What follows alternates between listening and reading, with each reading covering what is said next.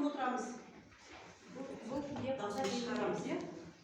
қазақ елі мен жері туралы айтылған және көркем табиғаты мен өмір салты туралы екенін түсінген батырлар осы жерді керемет табиғатты аянбай қорғау күні-түні шайқасқанын бізге күй арқылы жеткізіп тұр. Және мен осы күйді естігенде өзіме керемет әсер алдым.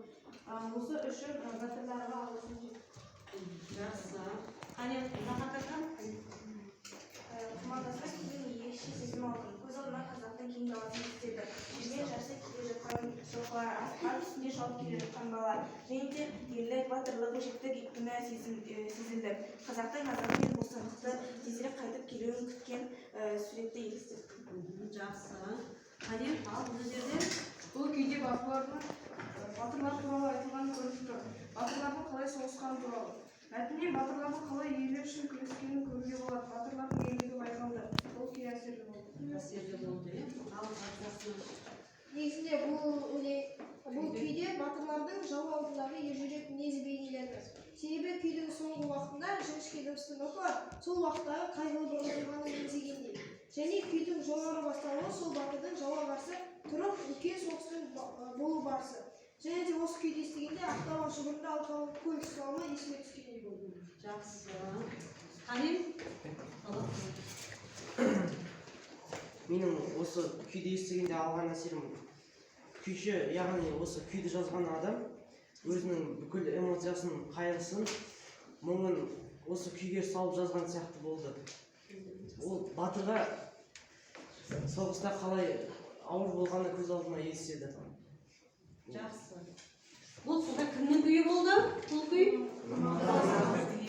Енді қазір өз жауабыңызды Ләйлә мұғалім жауабымен салыстырып көрейік. Қане, кім, қай топ дұрыс жауап берген екендігін, е? Балалар, Құрманғазының сараңжат күйі Құрманғаз атамызды генерал-губернаторы түрмеге қаматты. Сол жерде Қалмақтың жәлелі батыры Саранжат деген кісімен танысады. Ол өте мықты жаңағы сондай кісі болған. Сонымен Құрманғазға айтады, егер де бір адам аман қалу керек болса, сіз қалуыңыз керек. Сол үшін біздің түрмеден қашады. Сонымен екеуі түрмеден қашады. Сол кезде Құрманғазының қосымша айтатын түрмеден қашқан деген күй бар. Сонымен екеуі түрмеден қашады. Сонымен 50 шақырымдай ма сондай жол жүрген кезде және де қазақтың бір үйінде жаңағы 2 айда паналайды. Ол жердегі Сағай деген кісі ғой деймін. Сол өз Құрманғазының өнеріне бұдан бұрын тәнтіліп жүрген сондай қонақжай кісі.